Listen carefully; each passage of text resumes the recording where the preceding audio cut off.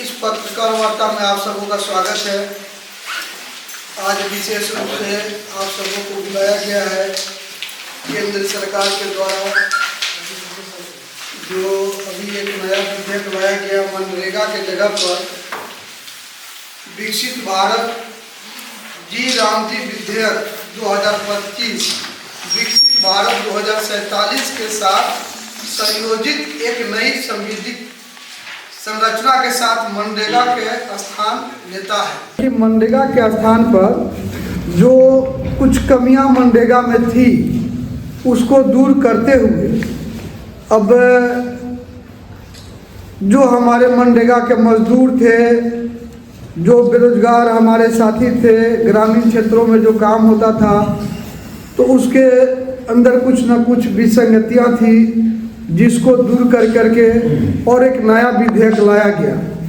आज संपूर्ण देश में इस विधेयक को लेकर के भारतीय जनता पार्टी और भारतीय जनता पार्टी के हमारे सभी नेता सभी जगह प्रेस वार्ता कर इस विषय को नीचे तक ले जाएंगे और जो खामियां थी उसके अंदर में उसको दूर करते हुए, जैसे पहले मनरेगा में ग्रामीण क्षेत्रों में वेतनभोगी जो श्रमिक होते थे उनको कृषि कार्य में नहीं लगाया जा सकता था, लेकिन इस नए नियम में कृषि कार्य को करते हुए भी उनको 60 दिनों का भुगतान सरकार देगी।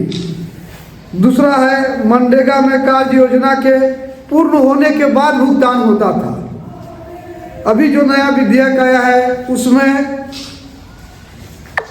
साप्ताहिक या अर्धमासिक सप्ताह में भी या 15 दिन पर भी उसको भुगतान मिलेगा, जिससे हमारे मजदूरों को नीचे अपने परिवार को चलाने में सुविधा होगा। तीसरा था मनरेगा में आधुनिक तकनीक का उपयोग नहीं होता था, लेकिन अभी जो हमारी नई संविधान आई है उसके तहत मजदूरों का बायोमेट्रिक लिया जाएगा और कहाँ पर काम हो रहा है नहीं हो रहा है जीपीएस के माध्यम से उस योजना को भी हम लोग सरकार उस पर निगरानी रखेगी। चौथा था कि मनरेगा के तहत मात्र 100 दिन रोजगार का अवसर मिलता था। मजदूरों को 100 दिन के रोजगार का प्रावधान था मनरेगा में, अभी इसको बढ़ा करके 125 दिन कर दिया गया कि 125 दिन मजदूरी रोजगार उसका सुनिश्चित है।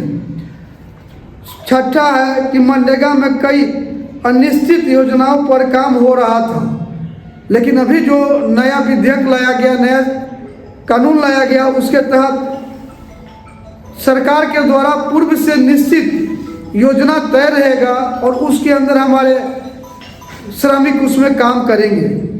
उसी प्रकार से उसमें सुधार करते हुए मनरेगा में केंद्र सरकार वेतन का जो भुगतान कर रही थी, लेकिन राज्य सरकार उसमें से भी कटौती करके और अपने सुविधा अनुसार उसको देना शुरू कर दी थी।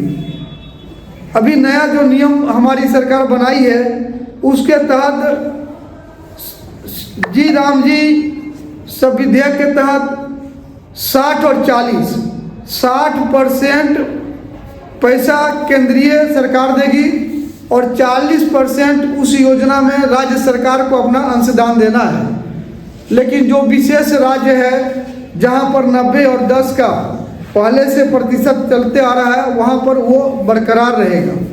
इस प्रकार से सरकार बहुत सारे नियमों को सुधार करते हुए विकसित भारत रोजगार और जीविका मिशन ग्रामीण विधेयक 2025 इसके तहत बहुत सारी सुविधाएं सरकार ग्रामीण मजदूरों को देने जा रही है। और आज विशेष रूप से इसी विषय को लेकर के आप लोगों के बीच हम चाहे कि एक वार्ता कर लें ताकि ये विषय नीचे तक जाए और हमारे जो ग्रामीण मजदूर हैं, मनरेगा से जुड़े हुए जो हमारे मजदूर भाई हैं, उन लोगों तक ये विषय पहुँचे और इसका सही लाभ वो लोग ले सके। इसी के लिए आज आप लोगों को विशेष रूप से हम बुलवाए थे। आप लोग आए, इसके लिए आप लोग का बहुत बहुत धन्यवाद। कितने प्रतिशत मजदूर इसका लाभ उठा रहे हैं? नहीं, मजदूर तो जो मनरेगा के तहत हैं सारे रहेंगे, उसमें कहीं कोई कटौती नहीं होना है। और इसमें जोड़ा जाना है, उसमें कमी नहीं किया जाएगा। न्यूनतम मजदूरी कितना है? नहीं, न्यूनतम मजदूरी तो आज के डेट में 400 कुछ रुपया शायद है। डिजिटलाइजेशन करने का मतलब है कि जो बिचौलिए थे उनको उनका अब ये कि जैसे पैसा वो एक बार काम समाप्त होने के बाद एक बार पैसा मिलता था, उसका एक साथ बिल बनता था, तो मोटा राशि आता था, बिचौलिए उसमें घालमेल करते थे। और जो मजदूर काम नहीं भी करता है उसका भी नाम भर के लोग और जो है सो पैसा उठवा लिया करते थे। ऐसा बहुत सारा विषय, आप लोग तो पत्रकार हैं, मीडिया से जुड़े हुए, आप लोग के ध्यान में भी आया होगा। हम लोगों के पास ही बराबर शिकायत आता है। क्या है कि पैसा जो काम करवाने वाले होते हैं वो गलत नाम भर के उठवा लिए, उसमें से कुछ परसेंटेज उसको दे दिए और रेस्ट पैसा अपने रख लिए। तो इन सब चीज़ों पर कैसे रोक लगे? हमारे देश के माननीय यशस्वी प्रधानमंत्री इन सब चीज़ों को देखते हुए जिसका हक है उसको पूरा का पूरा हक मिले, इसके लिए दिन रात सुधार कर रहे हैं। और इसी सुधार का एक ये अभी जीता जाता उदाहरण है। ये जो सुधार आपने किया, ये सुधार मनरेगा में भी हो सकता था। जैसे आपने हर चीज को डिजिटलाइज कर दिया है, पेंशन अब हर एक के खाते में आता है, तो मनरेगा का पैसा भी डायरेक्ट उसके खाते में जा सकता था। लेकिन आपने इसका जो नाम बदला, इस पर इल्जाम है आपके ऊपर जो लगा रहे हैं विपक्ष के लोग कि आपका मकसद ये नहीं है कि मनरेगा को सुचारू रूप से चलाया जाए, मकसद ये है कि महात्मा गांधी का नाम हटाकर उसमें श्री राम का नाम जोड़ा जाए। क्या कहेंगे? ये तो देखिए, विपक्ष को कोई काम है नहीं। महात्मा गांधी भी जब अंतिम सांस लिए तो वो भी राम का नाम लेकर के ही अंतिम सांस लिए थे, ध्यान होगा आप लोगों को।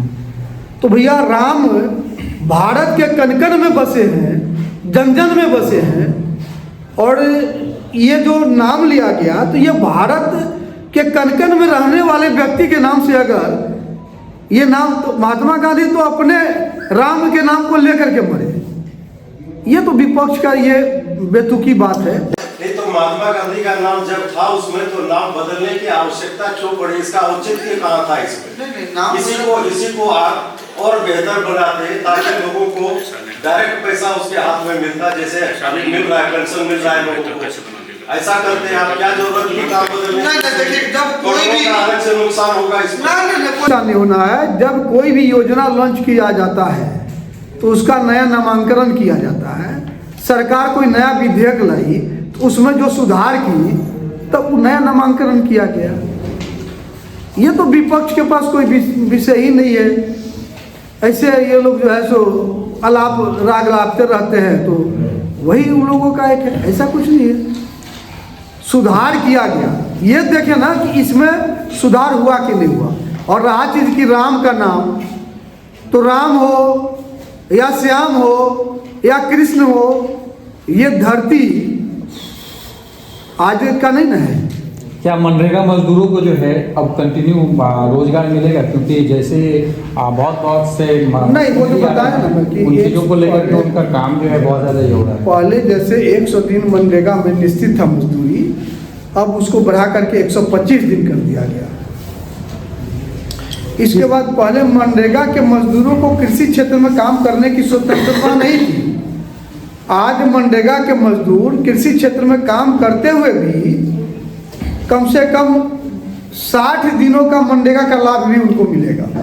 ये बाध्यता नहीं है कि आपको कृषि क्षेत्र में काम नहीं करना है।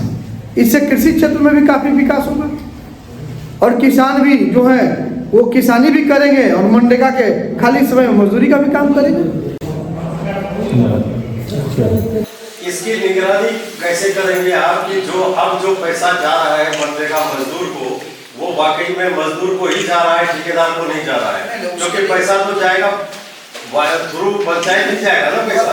बताया कि बायोमेट्रिक के द्वारा उसका पर डे अटेंडेंस होगा और जीपीएस के माध्यम से जो योजना चलाया जा रहा है, कहाँ पर योजना काम हो रहा है, क्या हो रहा है, उसका सीधा मॉनिटरिंग किया जाएगा। पेमेंट उनके अकाउंट में ही जाएगा? हाँ, पेमेंट तो अकाउंट में ही जाएगा, उसके लिए नहीं दिक्कत। ठीक है, बहुत बहुत धन्यवाद, थैंक यू। बहुत बहुत धन्यवाद सर।